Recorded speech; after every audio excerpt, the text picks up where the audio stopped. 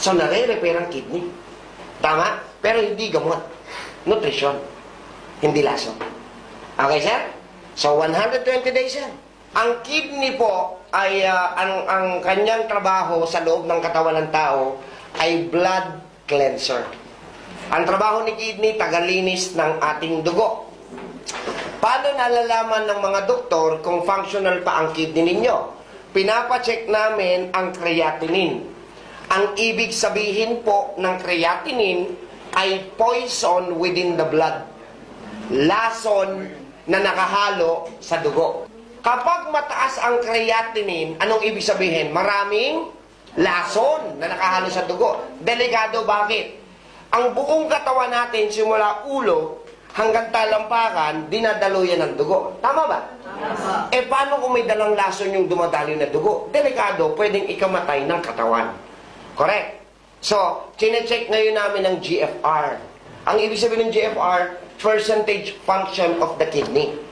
Kapag ang kidney, both bilateral, left and right, kapag ang function niya nasa 30% pa naman, ang tawag sa sakit is BPKD, bilateral parenchymal kidney disease. Ibig sabihin ng parenchymal, lumiliit, nagsishrink. Bilateral means both left and right.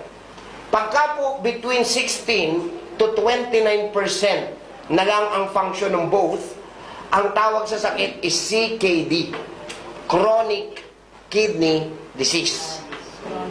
Okay? Pag below 15% na lang ang trabaho nila, kidney or renal failure.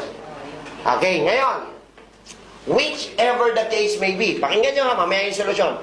Whichever the case may be, BPKD, CKD, or kidney failure, ang options niyan sa ospital, tatlo din. Ano yung una? Yung una, kidney transplant, which will cost you 1.4 million, tama ba, boss? Plus donor. Okay, yung donor, medyo mura lang yan, 50 mil, may makukuha tayo niyan. So, nakakuha kayo ng donor, kahit kamag-anak mo pa yan, bakit bihira ang kumukuha ng transplant sa Philippines? Would you like to know why? Kasi ganito yan. Puputulin namin yung dugtungan ng kidney mo, andyan yan, di ba?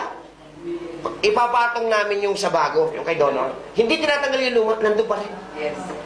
O bakit? Bakit pinapatong? Titignan kung compatible, match.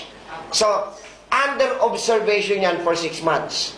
Pag compatible, successful. Pag hindi, magkakaroon ng rejection. Rejected. Okay? Hindi tinatanggap ng katawan mo yung kidney kahit kamag-anak mo pa yung may-ari niya. So, pag may rejection, puputulin ulit, tatanggalin yung kidney ni donor, ibabalik yung luma mo. Sayang yung pera. Ang tanong, ibabalik din ba yung 1.4 million? Hindi. Bayad yun sa procedure. Kaya bihira ang kumukuha. Nako nyo, yung isa naman is dialysis, in which magkakabit kami ng bridgeway, ang tawag ng fistula. Okay, nag-uumpisa dito, tinatransfer sa braso. Okay, bakit? Paalala lang, mataas ang creatinine, maraming lason. Very good. So, ilalabas yung dugo na punong-puno ng lason sa fistula, idadaan sa dialyzer, pag malinis na, ibabalik na kay kidney. Malinis na eh. Tanong, ito na, ito yung pinakamagandang tanong. Sagot ha? Araw-araw ba tayong kumakain ng pagkain? Yes. Umiinom? Yes. Lumalanghap ng hangin? Yes. May maintenance? Wala. Meron. Meron ay wala. Suicide. Hindi. Usually meron. Ilan yung maintenance mo sa isang araw, boss? Sir, marami. Sabihin ko na sa inyo, totoo, pag dinadialysis, 7 hanggang 9. Balikan natin. Pagkain, inumin, hangin. Iniinom na gamot araw-araw. Lahat ng binanggit kong 4, may chemical o wala? Meron. Sino ang sasala? Kidney. Di ba kada-dialysis lang kaninang umaga? So mamayang gabi, marami na naman siya. Kaya ang dialysis, 2 to 3 times a week habang buhay. Okay, eto na nga yung good news. Ito yung pinunta nyo rito, good news. Ang good news, Dok, ano ang gagawin namin? I-repair natin si kidney. Paano?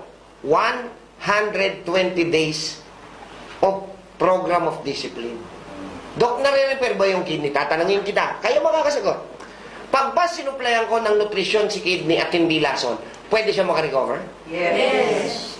Pag nakarecover si kidney, magtatrabaho na ba siya? Yes. Ano ang trabaho ni kidney? Tagalinis ng dugo. Dugo. Pag malinis ang dugo, mataas pa ang creatinine? Kailangan pa ng dialysis. Ang tawag doon, bumalik.